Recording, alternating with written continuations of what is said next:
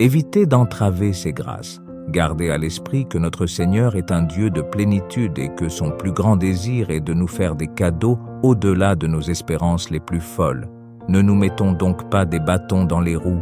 Acceptez sa volonté, son amour et ses grâces. Aujourd'hui, Dieu veut vous accorder une existence prospère. Ensemble, nous allons dire une prière puissante, demandant à Dieu de vous accorder la prospérité au nom de Jésus. Regardez jusqu'à la fin et ouvrez votre âme pour recevoir les grâces de cette prière. Chers amis, nous sommes confrontés à une triste vérité. Dans notre cheminement avec Dieu, parfois, sans nous en rendre compte, nous sommes des obstacles pour nous-mêmes. Nous nous demandons souvent pourquoi les cieux semblent être silencieux ou pourquoi nos prières semblent rester sans réponse. Nous ouvrons nos cœurs dans la prière, attendant et désirant un signe, une réponse ou même un simple murmure pour confirmer qu'il nous écoute. Nous nous demandons, avons-nous été oubliés? Avons-nous commis une erreur? En réalité, les grâces de Dieu se déversent sans cesse comme un fleuve. Souvent, ce sont nos comportements, nos décisions et nos sentiments qui peuvent bloquer l'arrivée de ces grâces. L'amour de Dieu pour nous est immense et son désir de nous bénir est vaste. C'est pourquoi ces grâces sont toujours abondantes, comme un fleuve volumineux qui ne s'épuise jamais. Ce fleuve est plein de guérison, d'espoir, de progrès et de miracles, prêt à enrichir notre vie. Cependant, tout comme une rivière peut être bloquée par des obstacles, ce sont parfois nos propres actions, nos choix et même l'état de notre cœur qui agissent comme des barrières, empêchant ces grâces. Parfois, nous ne nous rendons même pas compte de ces blocages, car ils sont souvent camouflés dans des décisions quotidiennes ou des attitudes enracinées. Aujourd'hui, nous allons nous consacrer à la compréhension de ces barrières et à la manière dont nous pouvons rétablir le flux continu de la miséricorde de Dieu. Sur notre chemin de vie, Dieu tisse constamment des fils de miséricorde, de faveur et d'amour pour chacun d'entre nous. Cependant, il est de notre responsabilité de les reconnaître et de les accepter, afin qu'ils puissent enrichir le dessein de notre existence. Aujourd'hui, nous allons identifier 5 barrières qui peuvent entraver vos grâces et vos progrès. 1. Le manque de pardon et l'attachement au ressentiment. Imaginez l'incapacité à pardonner comme si vous portiez un gros rocher dans vos bras.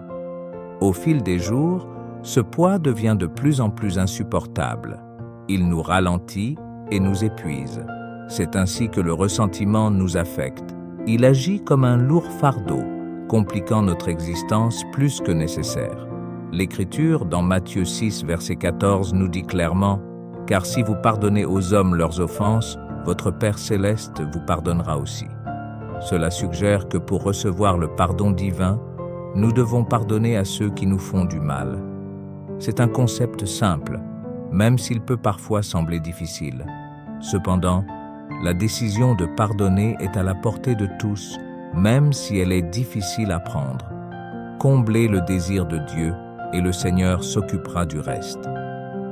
Souvenons-nous d'un passage biblique souvent oublié, l'histoire d'Ésaü et de Jacob.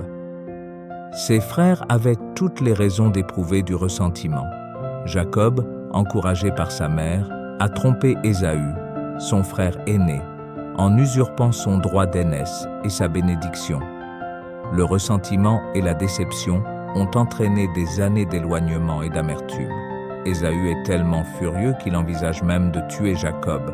Cependant, lorsqu'ils se sont finalement retrouvés, le résultat a été transformateur, marqué non pas par la vengeance, mais par la réconciliation. Le verset 4 de la Genèse 33 l'illustre bien. Ésaü courut au-devant de Jacob et l'embrassa. Il se jeta à son cou et l'embrassa, et ils pleurèrent. Cet épisode met en lumière le pouvoir du pardon et la manière dont il peut transformer des années de souffrance en un instant d'amour et de réconciliation. Il est essentiel de comprendre que pardonner ne profite pas seulement à ceux qui nous ont fait du mal, mais aussi à nous-mêmes. Le pardon nous libère. S'accrocher à la colère, au ressentiment et à l'amertume, c'est comme ingérer du poison en espérant que l'autre personne sera blessée. Cela nuit à notre bien-être, à notre relation avec Dieu et avec les autres, et nous empêche de recevoir pleinement les bénédictions divines. En pardonnant, nous ne validons pas l'action de l'autre personne, mais nous la libérons de notre jugement et laissons le jugement à Dieu. Ce faisant, nous éliminons les barrières qui entravent nos bénédictions et faisons place à la guérison, à la paix et à l'épanouissement spirituel. Après tout, chaque fois que nous récitons le Notre Père, il nous est rappelé que nous devons pardonner à nos débiteurs, tout comme nous pardonnons à nos débiteurs. En somme, toute prière est une invitation à pardonner et à libérer les liens qui nous empêchent de recevoir les grâces divines de Dieu. 2. Le doute et le manque de foi. L'incertitude peut obscurcir notre perception spirituelle, rendant difficile la reconnaissance et l'appréciation des merveilles que Dieu accomplit dans notre vie quotidienne. Comme un brouillard épais, elle altère notre perception et notre orientation. Lorsque Jésus a mis Pierre au défi de marcher sur l'eau, c'est sa foi absolue qui a rendu possible ses premiers pas miraculeux.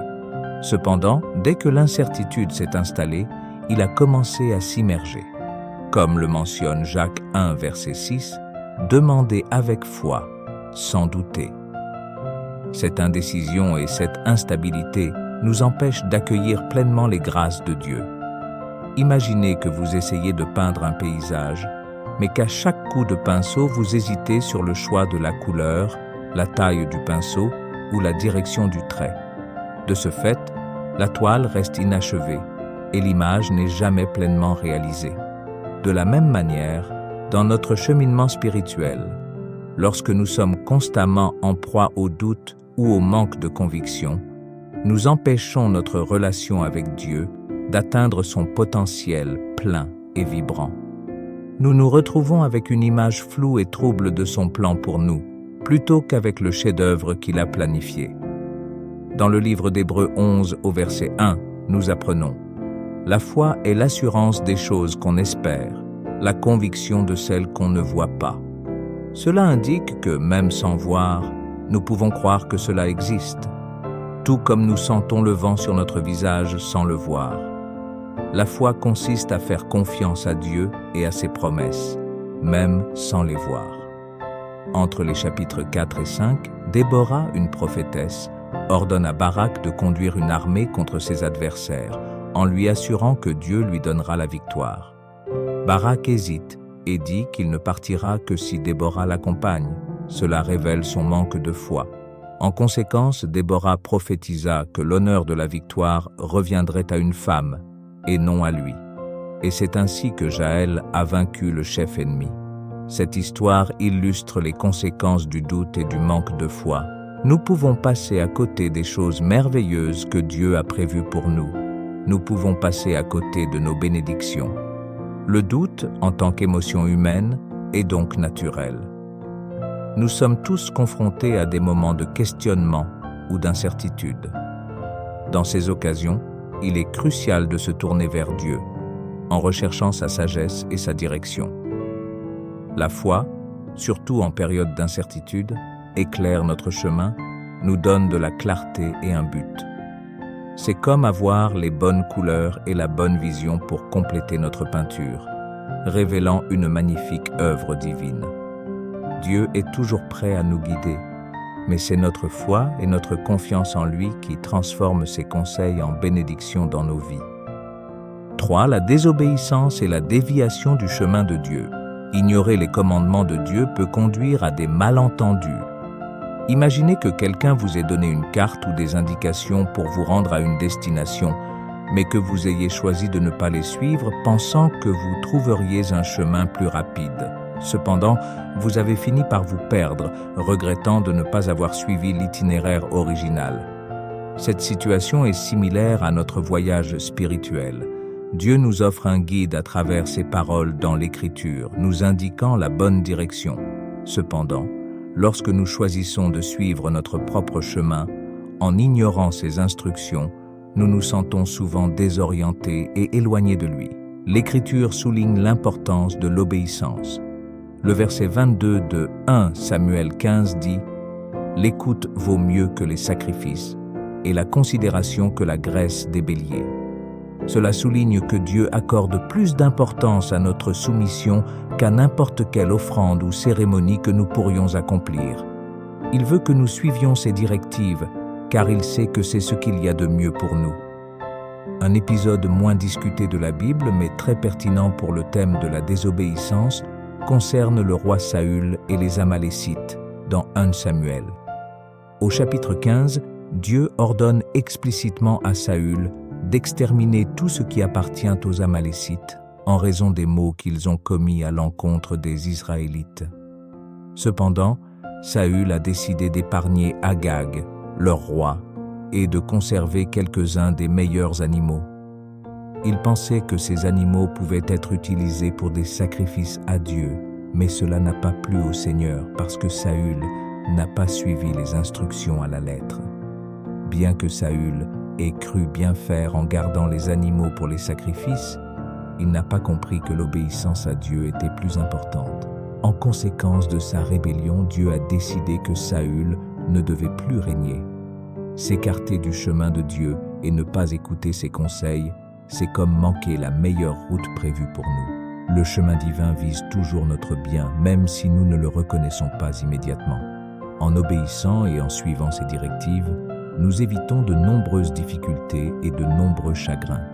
Il est essentiel de toujours consulter Dieu, d'étudier ses paroles et de prier pour être guidé. Comme une carte ou un mode d'emploi, la parole de Dieu nous guidera vers le bon endroit, plein de bénédictions et de sérénité. Efforçons-nous donc de rester sur le chemin de Dieu et de profiter du voyage qu'il a préparé pour nous. 4.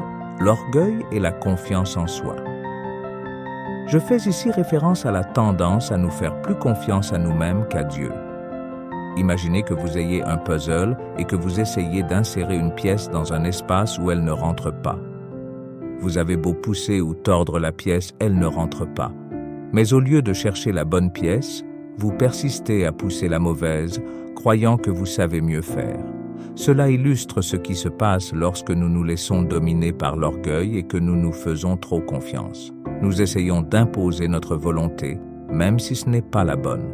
Au lieu de suivre les conseils divins, la Bible met clairement en garde contre l'orgueil. Dans Proverbe 16, verset 18, il est dit que l'arrogance mène à la ruine et l'esprit hautain à la chute. Ce verset nous rappelle qu'en nous estimant trop, nous nous exposons à l'échec. Dieu veut que nous soyons humbles, que nous reconnaissions que nous n'avons pas toutes les réponses et que nous dépendons de lui. Considérons le cas du roi Osias dans 2 Chroniques, chapitre 26. Osias est monté sur le trône à un jeune âge et, pendant de nombreuses années, il a agi correctement devant Dieu. Il a connu le succès et la puissance, mais avec cette puissance, l'orgueil a commencé à s'insinuer dans son cœur. Il en vient à croire qu'il peut tout faire, même les tâches réservées aux prêtres. Une fois, il est entré dans le temple pour brûler de l'encens, une fonction réservée aux prêtres. Lorsqu'il a été réprimandé, Osias s'est mis en colère, au lieu de se conformer et de s'humilier. Mais Dieu surveillait son orgueil. C'est à ce moment-là qu'Osias est frappé par la lèpre. L'orgueil d'Osias a abouti à sa chute. S'appuyer excessivement sur soi-même et penser que nous n'avons pas besoin d'être guidés par Dieu est une voie risquée. C'est comme si nous refusions de demander notre chemin lorsque nous sommes perdus, simplement parce que nous sommes trop fiers pour admettre notre ignorance. Il est donc nécessaire que certains d'entre nous admettent qu'ils ne savent pas tout. Certains sont excessivement orgueilleux, mais Dieu attend toujours que nous lui tendions la main et que nous lui demandions de l'aide. Il veut nous diriger et nous conduire sur les meilleurs chemins. Le secret consiste à être humble, à reconnaître quand nous avons besoin d'aide et à faire confiance à la sagesse de Dieu plutôt qu'à la nôtre.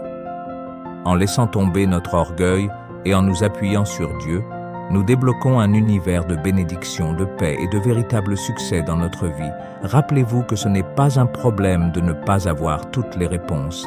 Tant que nous savons où chercher des conseils, ne laissez pas l'orgueil faire obstacle à vos bénédictions. Et le 5e, négligez la prière et la louange. Ce texte est une analogie de la sensation de s'éloigner de notre base de sécurité. Imaginez-vous sur un bateau, naviguant sur un immense océan. Près du rivage, il y a un port sûr où vous avez l'habitude de jeter l'ancre. Ce lieu offre protection, orientation et tranquillité. Peu à peu, cependant, vous commencez à négliger l'ancre. Un jour, vous décidez de ne pas l'utiliser, pensant qu'il n'y a pas de mal à se laisser aller un peu. Le lendemain, vous répétez l'opération. Au fil du temps, vous vous retrouvez loin en mer, à la dérive, et le port qui vous semblait si proche est désormais à peine visible. Ce processus est similaire à notre relation avec Dieu.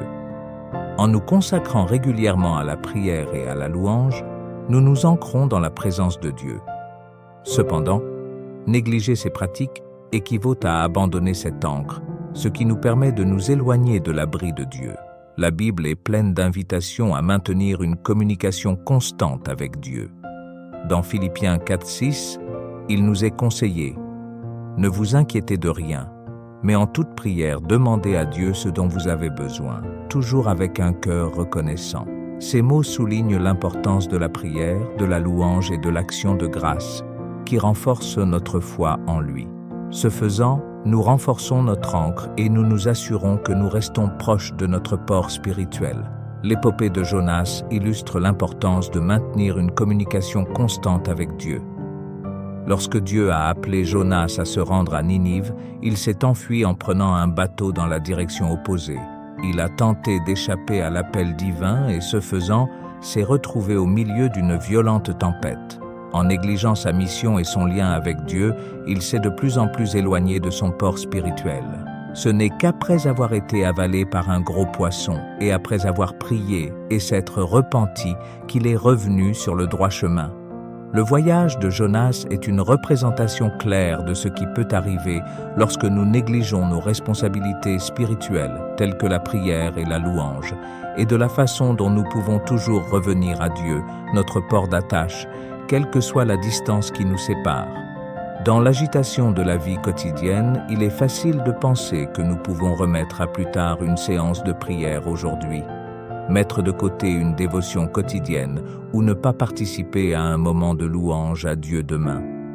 Peut-être pensez-vous que s'occuper des enfants et petits-enfants qui retournent à l'école est la priorité du moment, ou que d'autres obligations familiales ou professionnelles demandent plus d'attention en ce moment. Ou peut-être pensez-vous, je n'ai pas assez de temps pour consacrer 20 ou 30 minutes à Dieu chaque jour. Mais chaque fois que nous agissons ainsi, c'est comme si nous laissions notre bateau s'éloigner un peu plus du port sûr. Avec le temps, nous pouvons nous perdre dans l'immensité des défis de la vie.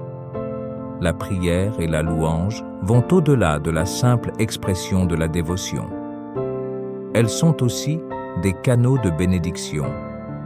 Tout comme la pluie nourrit la terre, fait fleurir les plantes et prospérer les récoltes, la prière constante et la louange sincère ouvrent les vannes célestes, permettant aux bénédictions de Dieu d'affluer dans nos vies. Lorsque nous prions, nous alignons nos désirs sur sa volonté, ouvrant ainsi la voie à des bénédictions qui répondent à nos véritables besoins. D'autre part, la louange est notre reconnaissance de la souveraineté de Dieu, notre gratitude authentique pour ses œuvres.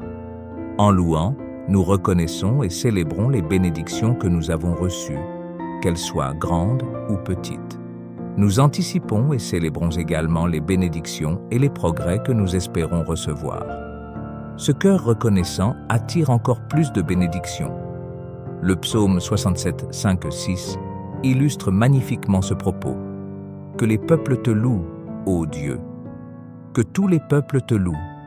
Alors la terre donnera sa récolte, et Dieu, notre Dieu, nous bénira. » Les Écritures établissent clairement un lien entre la louange et le déversement de bénédictions. Par conséquent, en cultivant une vie riche en prière et remplie de louanges, non seulement nous nous ancrons en Dieu, mais nous nous plaçons aussi directement sur le chemin de ses abondantes bénédictions. Rappelez-vous que, sur le chemin de la vie, soyons prudents. Puissions-nous identifier les obstacles dans nos vies, les éliminer et nous réaligner sur le dessein de Dieu, garantissant ainsi que nous ne bloquons pas mais embrassons les bénédictions qu'il a pour nous. Qu'aujourd'hui soit le jour de la transformation, de l'ouverture et de l'abondance des bénédictions. Notre Créateur, dans son infinie sagesse, nous a donné le libre arbitre et, avec lui, la responsabilité des choix que nous faisons. Si notre cœur et notre esprit sont remplis de doutes, de négativité ou de distraction, il sera difficile pour les bénédictions de Dieu de trouver la place qui leur revient dans notre vie. La rivière qui coule constamment est toujours présente. Il suffit d'être ouvert et prêt à les recevoir. Ne bloquez pas vos bénédictions. Laissez-les couler. Maintenant, pour tous ceux qui sont à portée de ma voix, tournons-nous vers le Seigneur dans la prière. Je vous invite à prier cette prière avec moi, afin que vous puissiez recevoir toutes les bénédictions de cette prière. Prions notre Dieu de bonté et d'amour. Père céleste, Créateur de tout ce qui est dans les cieux et sur la terre, j'exalte ton nom puissant. Merci Seigneur, d'être le donateur de tous les bons cadeaux et la source d'abondantes bénédictions. Seigneur, aujourd'hui je m'approche de ton trône avec un cœur humble, demandant pardon pour les fois où, consciemment ou inconsciemment, j'ai mis des obstacles sur le chemin de tes bénédictions. Purifie mon cœur et guide-moi pour que je reste toujours ouvert et réceptif à ta grâce abondante. Père, puisses-tu me pardonner mes transgressions, comme je pardonne à tous ceux qui ont transgressé contre moi. Au nom de Jésus, je déclare que tout obstacle dans ma vie, toute pierre qui se dresse sur le chemin de mes bénédictions, doit être enlevée et rejetée. Toute chaîne de doute, de peur et d'incrédulité qui me lie, je la brise maintenant. Au nom de Jésus, je rejette la paresse spirituelle, tout esprit de négativité, de ressentiment ou d'orgueil qui pourrait entraver ma croissance spirituelle. Par le nom puissant de Jésus, je déclare que tout travaille en ma faveur et non contre moi. Père, puissé-je marcher dans la plénitude de tes bénédictions. Merci Seigneur pour les bénédictions que j'ai déjà reçues et pour celles qui sont à venir. Seigneur, je te remercie de m'avoir guéri. Je te remercie pour ta protection divine et pour ta grâce et ta bonté incroyable. Seigneur, je te présente mes proches. Je te demande de veiller sur eux, de les guider et de les bénir abondamment. Père, tout comme tu m'as montré l'importance de ne pas bloquer tes bénédictions, je prie pour que leur cœur soit également ouvert à cette vérité. Protège-les de toutes les forces qui peuvent travailler contre eux. Et au nom de Jésus, fais qu'ils fassent l'expérience d'un débordement de ta grâce, de ton amour et de ta faveur dans tous les domaines de leur vie. Alors que je récite cette prière avec tous ceux qui m'écoutent, Seigneur, je te remercie pour chaque cœur qui s'humilie devant toi en ce moment. Je prie pour qu'une vague intense de renouveau spirituel et d'illumination envahisse chaque cœur. Puissions-nous enlever les voiles de nos yeux, voir clairement les façons dont nous obstruons nos propres grâces, allumer en nous un désir brûlant de nous rapprocher du Seigneur, de vivre en accord avec son dessein et d'être des vases ouverts, prêts à recevoir ses généreuses bénédictions. Merci, Père, d'entendre et de prendre en compte mon appel. Avec l'espoir qui bouillonne dans ma poitrine, j'attends avec une grande impatience la réalisation de vos grâces généreuses dans ma vie. Au nom précieux de Jésus, je vous adresse cette prière. Je vous prie d'agréer, Monsieur le Président, l'expression de mes sentiments distingués. Si ce message a touché votre cœur, tapez « Amen » dans les commentaires ci-dessous. Je proclame que toutes les grâces de cette prière tombent sur vous, au nom de Jésus. Aidez-nous à étendre notre portée et à répandre la bonne nouvelle. Vous pouvez le faire en partageant cette vidéo avec un ami ou un membre de votre famille qui a besoin de cette bénédiction. Et n'oubliez pas d'aimer la vidéo. Abonnez-vous également à notre chaîne pour plus de contenu qui enrichira votre âme et élèvera votre esprit. Nous exprimons notre gratitude à tous ceux qui nous soutiennent. Vous êtes bénis d'être une bénédiction. Laissez votre demande de prière dans les commentaires afin que nous puissions élever vos besoins et vos victoires vers Dieu. Nous invitons également les autres fidèles de la plateforme YouTube et du monde entier à se joindre à la prière pour vous dès maintenant.